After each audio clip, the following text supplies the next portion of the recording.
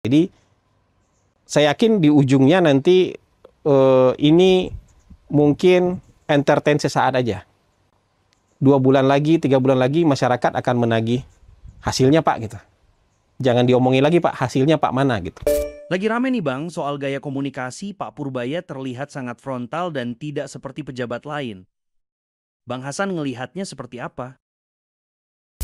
Ya, saya pernah bicara soal ini juga di salah satu tayangan. Kadang-kadang perlakuan orang itu berbeda ketika ngelihat siapa yang bicara. Walaupun bahasanya sama. Kalau ada si A ngomong rakyat jelata, kemudian dituntut untuk minta maaf. Tapi yang lain ngomong rakyat jelata, nggak apa-apa.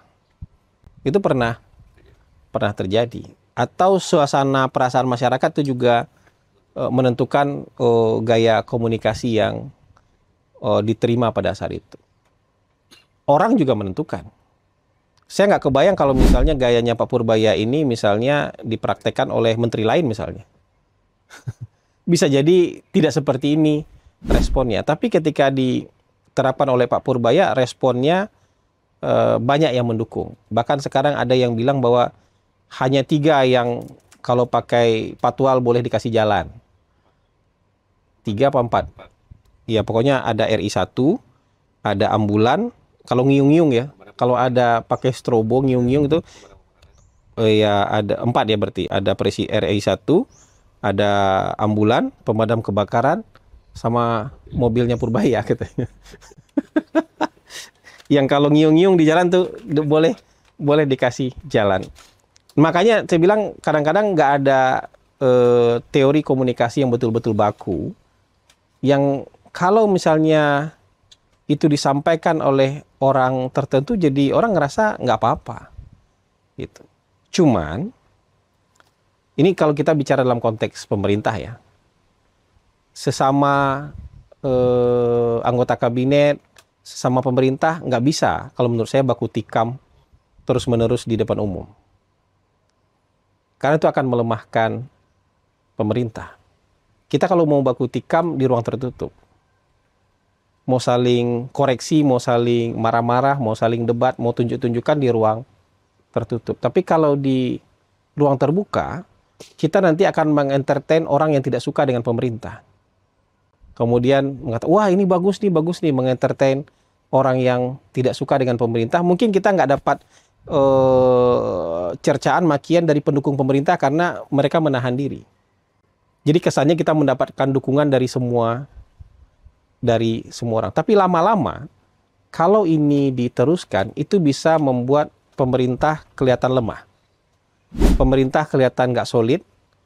Pemerintah kelihatan gampang untuk dipecah belah. Gampang untuk diadu domba. Ini bahaya nih persepsi ini kalau dikembangin lama-lama. Misalnya menteri berantem sama gubernur. Itu mungkin hari ini kita melihatnya jadi hiburan. Nggak apa-apa sementara. Karena waktunya masih sebentar.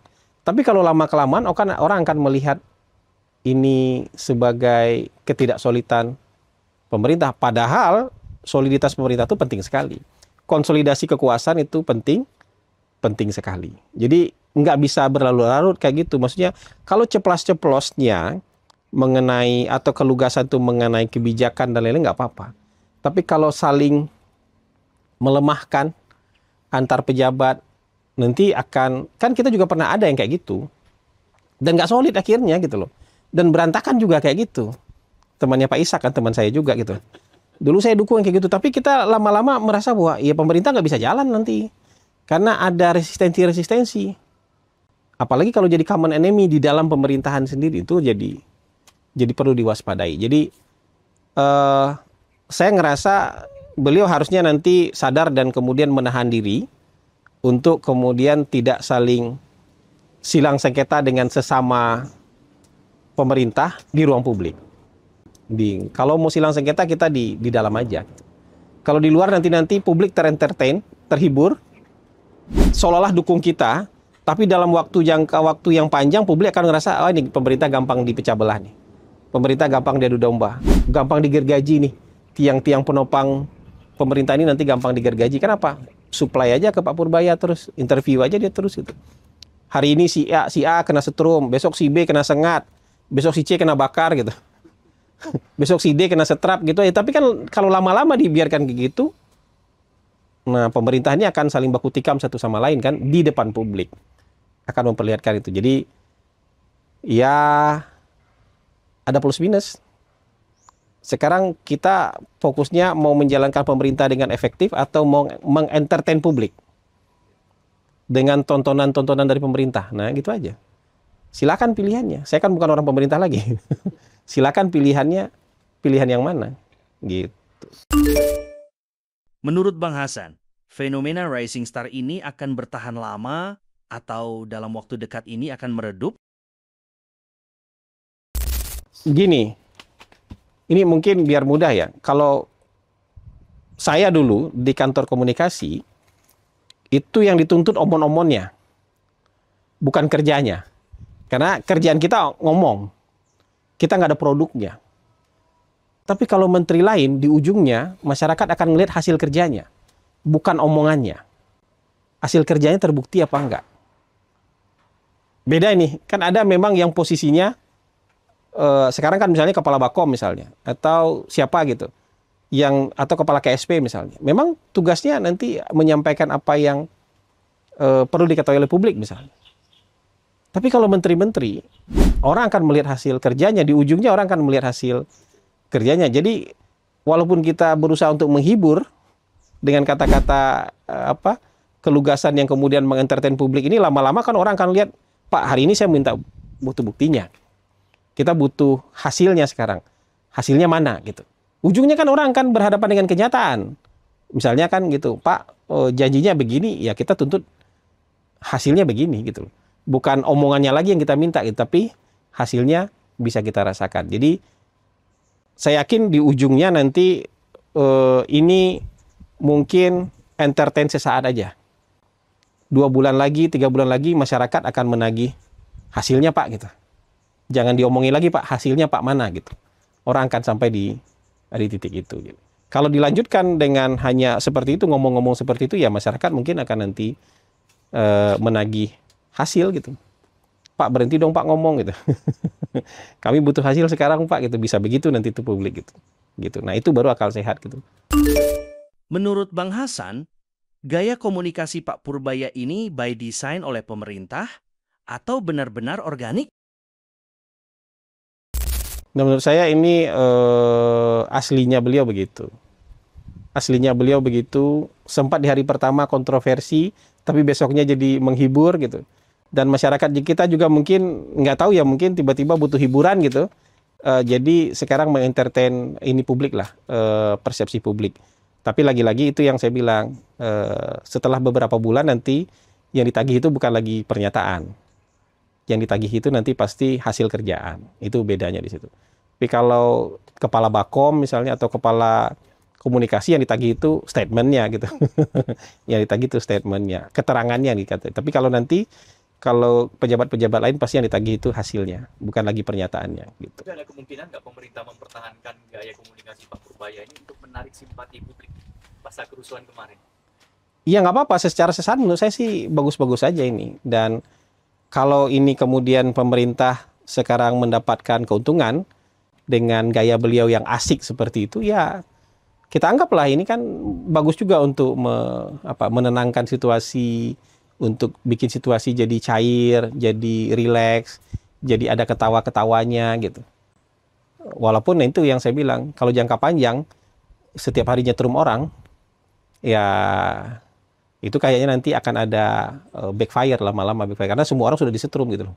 Dan yang disetrum ini mungkin nanti akan melakukan fight back. Gitu. Sekarang aja kan Gubernur Jawa Barat fight back.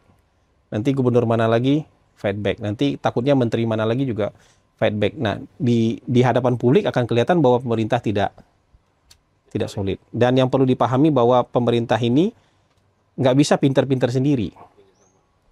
Ini kan kerjasama nih. Pemerintah ini kayak pasukan semut yang dikasih dikasih makanan tapi di depannya dikasih obstacle. Itu mereka susah tuh, tapi mereka kerjasama itu.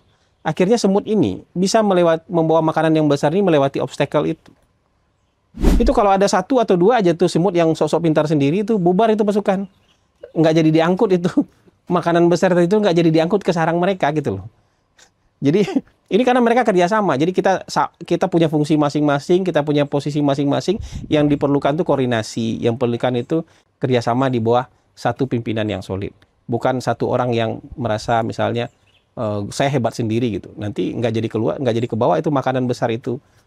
Jadi pemerintah ini pekerjaan teamwork. Jadi bukan pekerjaan satu orang superhero. Itu yang selalu ditekankan oleh Presiden Prabowo. Kita ini kesebelasan. Dan semua sama pentingnya. Kebetulan saya sebagai kapten tim kesebelasan itu kata-katanya Presiden Prabowo. Beliau pun menyadari bahwa ini harus bekerja sama-sama dan merangkul sebanyak mungkin orang untuk jadi pemain di lapangan nih. Talent-talent terbaik harus dimasukkan ke lapangan supaya jadi pemain yang supaya jadi sebuah tim yang solid. Jadi bukan satu orang jago sendiri itu nggak bisa, pasti nggak bisa. Dalam bernegara pasti nggak bisa.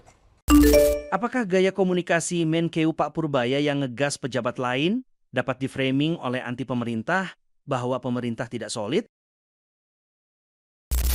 Ya itu yang saya bilang, bahwa dalam jangka waktu tertentu, orang tidak akan lagi menagih pernyataan.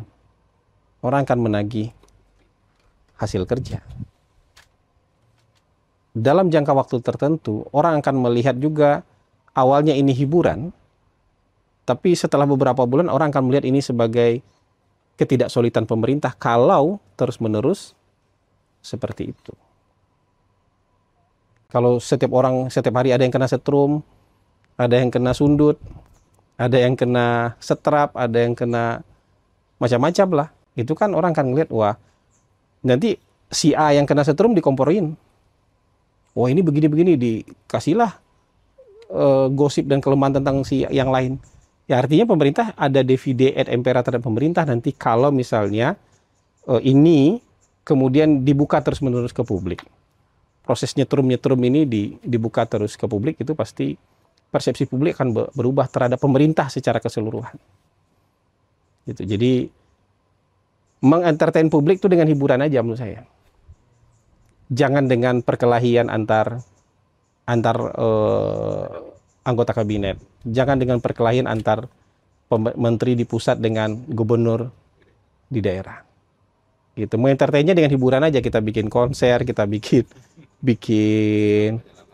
event, bikin olahraga, bikin festival, itu aja untuk mengentertain publik. Tapi jangan kita entertain dengan pertengkaran dengan sesama anggota kabinet. Kalau di DPR bertengkar nggak apa-apa, nature-nya DPR begitu.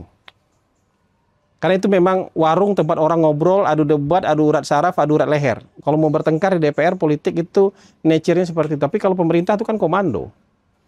Pemerintah itu harus solid. Harus bisa digerakkan dengan efektif. Gitu. Kalau semuanya bisa berdebat, ketika ada sesuatu yang tidak benar, kita suarakan. Ya bagaimana semua terangin dia sedungu ini? Ini manusia pecundang yang sangat merugikan bangsa kita ini. Saatnya jadi member eksklusif di channel YouTube Official ID. Tantang lagi para nama sumpah di atas Al-Quran. Dia pengen masuk TV. Konten premium yang tidak tayang di TV. Live interaction. Halo pemirsa iNews, ini baru selesai. Emoji dan badge spesial. Reakses konten pilihan. Klik YouTube Official iNews. Join member hanya Rp10.000 per bulan.